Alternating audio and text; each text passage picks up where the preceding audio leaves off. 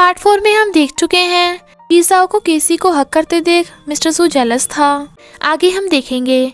I suggest part 5 से पहले part 4 भी देख लीजिए, जिसका लिंक आपको ऊपर आई बटन पर मिल जाएगा।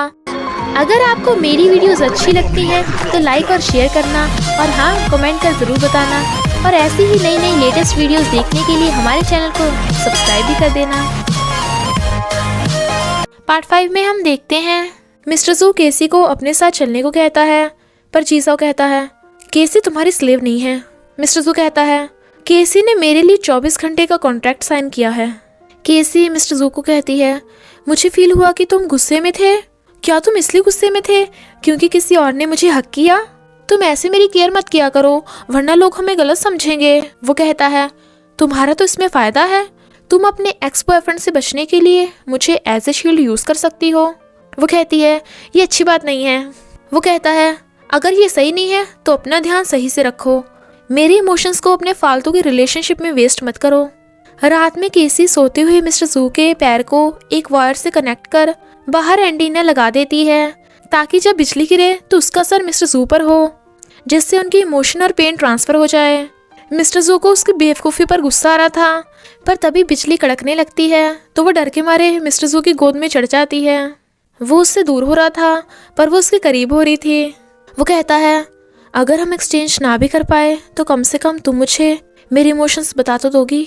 लिनवेन केसी से मिलने कंपनी आई थी, पर उसे वहाँ लॉयर मिल जाता है, तो वो उसे केसी से मिलवाने को कहती है क्योंकि उसे केसी की चिंता हो रही थी। जब मिस्टर सू देखता है कि केसी स्टेपलर लगा रही है तो उसे छीन के खुद स्टेपलर लगाने लगता है और कहता है मैंने तुम्हें ऐसे डेंजरस काम करने से मना किया है ना। ये सब देख लिनवेन भी समझ जाती है कि मिस्टर सू सच में केसी का बहुत ख्याल रखता है। मिस्टर सू केसी को ऑफिस में लाकर कहता है इस टाइम तुम्हारी बॉडी सिर्फ तुम्हारी नहीं है, वो मेरी भी है। वो कहती है मैंने अभी सिर्फ तुम्हें अपना पेन दिया है, अपनी बॉडी को तुम्हें नहीं दिया। पर तभी लॉयर आकर कहता है केसी मेरी गर्लफ्रेंड लिनवेन तुमसे मिलने आई है। केसी जाने लगी थी तो मिस्टर सू उसे रोककर कहता है तुम्हें लिनवेन जैसी हिंसक लड़की से दूर रहना चाहिए। लॉयर कहता है तुम ऐसा कैसे बोल सकते हो, लिनवेन मेरी गर्लफ्रेंड है और तुम्हारी भाभी। और उसके कान में कहता है अगर तूने केसी को लिनवेन से मिलने नहीं दिया तो मैं उसे बता दूंगा कि तूने कॉन्ट्रैक्ट में MMA क्लब वाली कंडीशन ऐड नहीं की। तो मिस्टर सू केसी को लिनवेन से मिलने जाने देता है, पर उसे लॉयर पे गुस्सा आ रहा था, इसलिए वो सॉरी बोलता है। लिनवेन को लगता है कि शायद मिस्टर सू केसी को सच में लव करता है। केसी कहती है ऐसा कुछ नहीं है, बस उसके थोड़े नट ढीले हैं। लिनवेन कहती है तुम्हें ऐसे सन की बॉस के साथ काम करना पड़ रहा है। तभी लॉयर आकर बताता है कि केसी को मिस्टर सू ने बुलाया है, और उसके जाते ही लिनवेन को कहता है मैंने तुम्हारी हेल्प की है तो तुम्हें मुझे एक चांस देना चाहिए।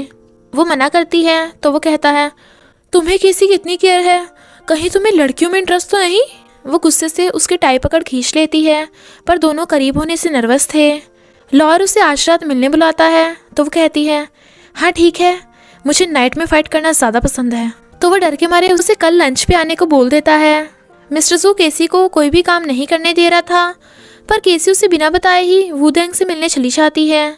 उसे गायब देख मिस्टर सू जाने लगा था, पर तभी लॉयर आकर उससे काम रिलेटेड बातें करने लगता है।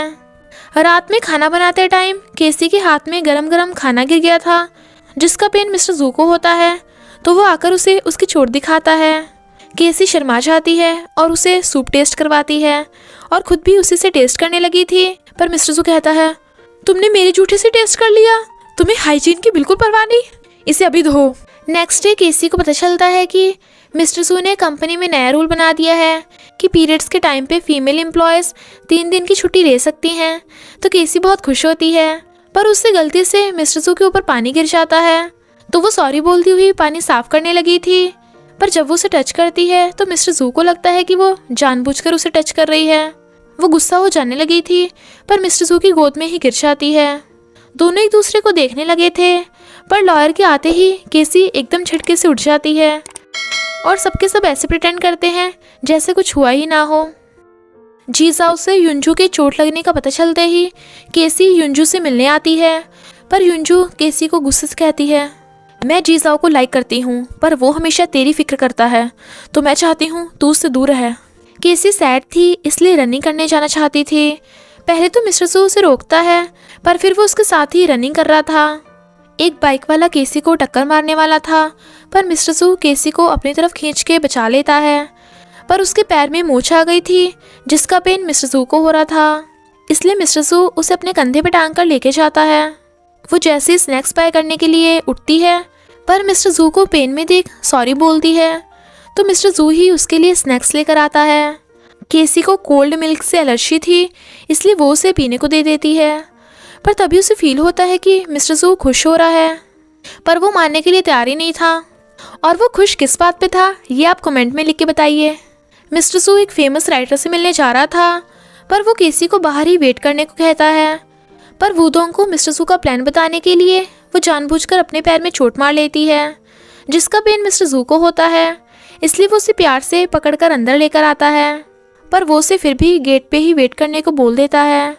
मिस्टर जू और लॉयर राइटर से मिलने अंदर जाते हैं ताकि कॉन्ट्रैक्ट साइन करवा सके, बट राइटर नहीं मानता। केसी के कहने पे जीसुआन युंजू से मिलने आता है और उसकी फेवरेट स्ट्रॉबेरी भी लाया था। जब वो उसे टच करता है तो वो बहुत खुश होती है और उसे भी स्ट्रॉबेरी खिलाती है। इधर केसी मिस्टर जू की राइटर कॉन्ट्रैक्ट वाली बातें रिकॉर्ड कर वूडोंग को सेंड कर देती है, पर फिर केसी को बुरा भी फील हो रहा था कि वो मिस्टर जू के साथ गलत कर रही है। उसे सैड देख मिस्टर जू कहता है, अगर तुम्हें मेरे लिए इतना ही बुरा फील हो रहा है तो आगे से मेरे साथ अच्छा बिहेव करना। जब रास्ते में से केसी सबसे खराब जैस्मिन प्लांट बाय कर लेती है तो मिस्टर जू उसे स्टूपिड बताता है, पर वो कहती है इस प्लांट को कोई भी बाय नहीं करेगा तो वो ग्रैंडमा सैड होंगी। मैंने ये खरीदा ताकि वो खुश हो जाएं। वो उस प्लांट की केयर कर रही थी तो मिस्टर जू कहता है, अपना टाइम वेस्ट मत करो, ये जैस्मिन नहीं चलने वाला, और उठाकर उसे फेंकने लगा था। केसी उसे रोकने के लिए उसकी गुदगुदी करती है तो वो जैस्मिन उसे वापस दे देता है, पर केसी उसे फिर से हंसाने के लिए गुदगुदी करने लगी थी और चालाकी से उस जैस्मिन को उठाकर अपने रूम में ले जाती है। जीसुआन एक फीमेल वैरायटी शो को करने का सोच रहा था ताकि एमएमए क्लब को स्पॉन्सर मिल जाए, पर युंजू समझ जाती है कि वो ये वैरायटी शो केसी के लिए करना चाहता है। और फिर जीसुआन केसी को भी इस वैरायटी शो के बारे में बता देता है, पर केसी को डर लग रहा था कि अगर मिस्टर जू को पता चला कि वो एमएमए क्लब को बचाने के लिए उसके प्लान सीक्रेटली वूडोंग को बता रही है तो मिस्टर जू तो उसका मर्डर कर देगा। राइटर ने मिस्टर जू की बजाय वूडोंग के साथ कॉन्ट्रैक्ट साइन कर लिया था, पर लॉयर हैरान था कि वूडोंग को कैसे पता चला कि हम राइटर के साथ कॉन्ट्रैक्ट साइन करने वाले हैं। अरे हमारे साथ तो केसी भी थी। और फिर केसी को कहता है, तुमने हमें धोखा दिया, तुम वूडोंग की जासूस हो। वो डर गई थी, पर मिस्टर जू आकर कहता है, उसे ऐसा डराओ मत, केसी ऐसा नहीं कर सकती क्योंकि मुझे केसी पे भरोसा है। केसी तो ये सुन इमोशनल हो गई थी। लॉयर कहता है, केसी अगर तुमने हमें धोखा दिया तो मुझे ना चाहते हुए भी तुम्हें जेल की हवा खिलानी पड़ेगी। और इसी के साथ पार्ट 5 का एंड हो जाता है। बस थोड़ा सा इंतजार करना, फिर मिलेंगे नेक्स्ट पार्ट में।